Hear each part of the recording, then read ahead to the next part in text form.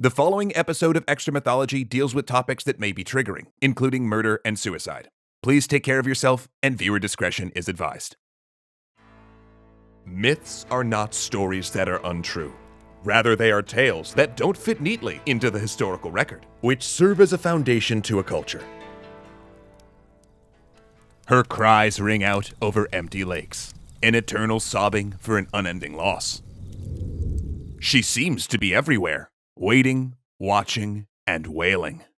A young boy camps with his family in New Mexico, and after dinner, he wanders down to a river to play. But after a while, he's suddenly interrupted by a strange sound. What is that?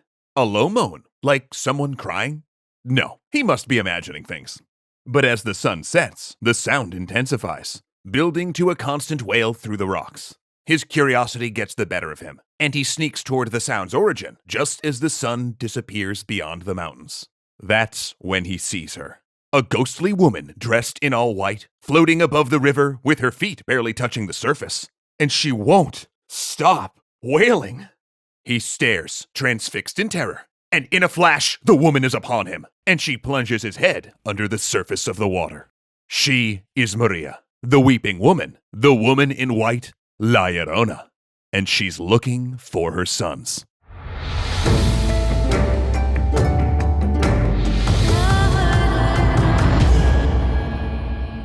Long ago, there was a beautiful and vibrant young woman named Maria who lived in a poor rural village in Mexico. One day, a wealthy man was riding past her home, and catching a glimpse of the beautiful Maria, he stopped dead in his tracks. After a brief introduction, they spent the entire night and next day talking and laughing, and they fell in love in that change your entire life plan for someone you just met yesterday kind of way. So the rich man moved all of his lavish things to Maria's small village to make her his wife, deciding that he didn't care that he could never take the poor lowly Maria back to the city with him to meet his rich family and friends. Yeah, sounds like true love to me. After some time, they had 2 sons. But as their babies grew, Maria began feeling a distance between her and her husband. He would disappear for long stretches of time and never wanted to stay up late and talk with her as they used to. In fact, eventually, he didn't want to talk to her at all. What had she done wrong? Maria tried everything she could to regain her husband's affections, but even when he was around, his focus was solely on the children. Then one day, he left and never came back. Maria waited and waited and waited. Nothing. The boys grew and grew and grew. Still nothing. Until years later, out of the blue, her husband returned to town with a younger bride from a rich family. Turns out, he had remarried in his home city, wanted nothing more to do with Maria, and had only come back to retrieve his sons. Maria was devastated. She tried to plead with him, begging him not to cast her aside and rip her children from her. But he cared not. Then she tried to flee with the boys until he caught her and cruelly said she must accept this fate. But the thought of giving up her children to this monster was too much to bear. So before she was forced to say goodbye, she asked if she might take the 2 boys down to the river, just for a picnic, she said, to say farewell, to which the rich man begrudgingly agreed. And that is just what Maria did. As she watched her children play by the riverbank for what could be the last time, she set her resolve. No one would take her sons away from her. And this was the only way to keep that from happening. And as a fire of sadness, rage, and confusion burned in her mind, she grabbed both of her sons by the head and held them beneath the river's surface until air bubbles stopped rising. As soon as the deed was done, Maria realized the horror she had committed. "I mis hijos," she cried out, and ran to her husband to confess, telling him she'd only done it for the love of her family. Furious and appalled, her husband pushed her away and left the village with his new bride, never to return. Maria had lost everything. With no one to turn to, and an overwhelming grief and shame, she went back to the river and ended her own life the same way she had ended her sons.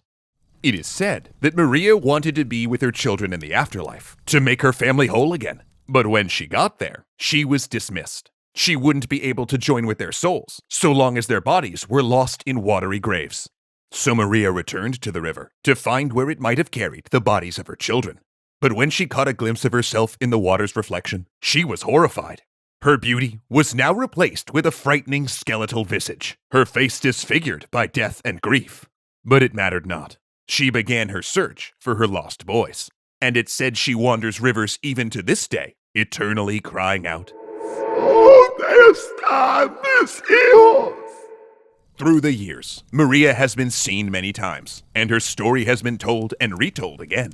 And as the Mexican and indigenous people took her tale with them over great distances, her story has changed shape. In many places, she's now known as La Llorona, or the Weeping Woman, for the constant wailing that defines her ghostly wanderings throughout this world. Over the years, some have said that she drags unsuspecting children, screaming to their watery graves, mistaking them for her own sons. Parents tell their little ones, "Don't go out at nighttime. La Llorona will get you." In fact, parents have been known to use the threat of La Llorona to get their children to do, well, pretty much whatever they want.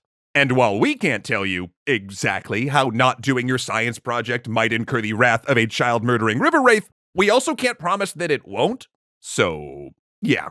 It's interesting to see how as cultures change, their myths can change, and their uses can adapt to function as different warnings.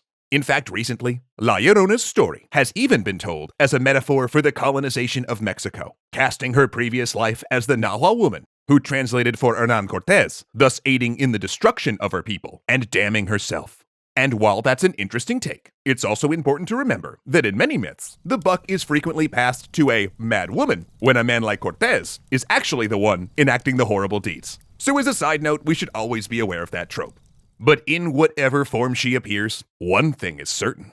If you go somewhere you shouldn't, if you step out of line, or if you get in the way of her search for her children, you'll encounter La Llorona.